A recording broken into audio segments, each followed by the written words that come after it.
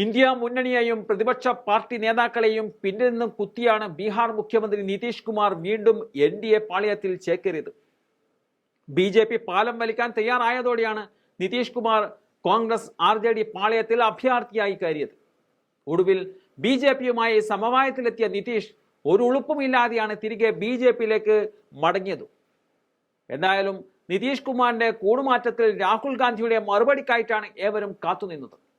നിതീഷ് കൂടുമാറിയതിനു പിന്നാലെ കടന്നാക്രമിച്ച് ദേശീയ അധ്യക്ഷൻ മല്ലികാർജുൻ ഖാർഗെ രംഗത്ത് വന്നപ്പോഴും രാഹുൽ മൗനം തുടരുകയായിരുന്നു. ഒടുവിൽ നിതീഷിനെതിരെ തുറന്ന യുദ്ധത്തിന് തന്നെ രാഹുൽ ഗാന്ധി ഇറങ്ങി തിരിച്ചിരിക്കുകയാണ്. ബീഹാർ ജാതി സർവേയെ തുടർന്നാണ് നിതീഷ് കുമാർ ഇന്ത്യ സഖ്യം വിട്ടത് എന്നതായിരുന്നു രാഹുൽ ഗാന്ധി പറഞ്ഞത്. എന്തുകൊണ്ടാണ് നിതീഷ് കുടുങ്ങിയതെന്ന് മനസ്സിലാക്കുക. ഞങ്ങൾ ബീഹാറിൽ ജാതി സെൻസസ് നടത്തണമെന്ന് നിതീഷിനോട് നേരിട്ട് പറഞ്ഞിരുന്നു. എന്നാൽ സാമൂഹ്യനീതി ഉറപ്പാക്കാൻ ഇനി ഇന്ത്യ മുന്നണിക്ക് നിതീഷിന്റെ ആവശ്യമില്ലെന്നും രാഹുൽ ഗാന്ധി പറയുന്നുണ്ട്.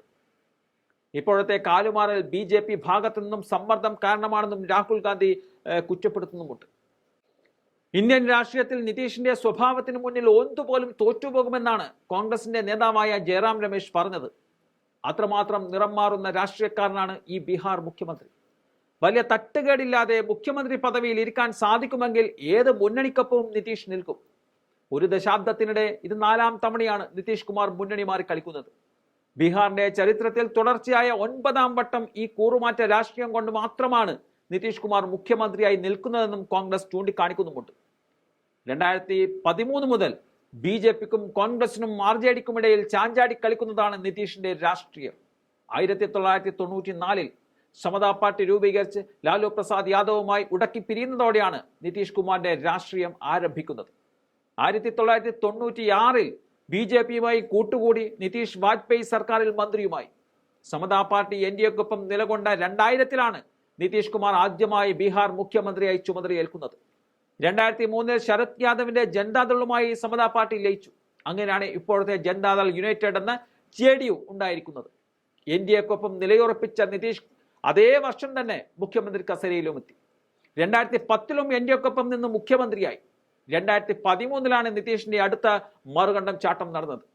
നരേന്ദ്രമോദിയെ പ്രധാനമന്ത്രി സ്ഥാനാർത്ഥിയായി പ്രഖ്യാപിച്ച BJP നീക്കത്തിൽ പ്രതിഷേധിച്ച് NDA സഖ്യം ഉപേക്ഷിക്കുകയായിരുന്നു. JDU MLAമാരെ BJP ചാക്കിലാക്കാൻ ശ്രമിക്കുന്നതായി ആരോപിച്ച് 2022 ഓഗസ്റ്റ് 9 BJPയുമായുള്ള സഖ്യം ഉപേക്ഷിച്ച് നിതീഷ് കുമാർ വീണ്ടും RJDയുമായി സഖ്യമുണ്ടാക്കി. ആ സഖ്യമാണ് ഇപ്പോൾ ഉപേക്ഷിച്ച് BJPയുമായി വീണ്ടും കൂടുന്നത്. പ്രതിപക്ഷ ഇന്ത്യ മുന്നണിയുടെ നേതാവെന്ന നിലയിൽ പ്രധാനമന്ത്രി സ്ഥാനാർത്ഥിത്വം നിതീഷ് സ്വപ്നം കണ്ടിരുന്നു. അത് നടക്കില്ലെന്ന് ഉറപ്പായതോടെയാണ് നിലവിലുള്ള മുഖ്യമന്ത്രി പദമെങ്കിലും ഉറപ്പിക്കാൻ നിതീഷ് മറുകണ്ഠം ചാടിയതെന്നും കോൺഗ്രസ് നേതാക്കൾ പറയുന്നുണ്ട്.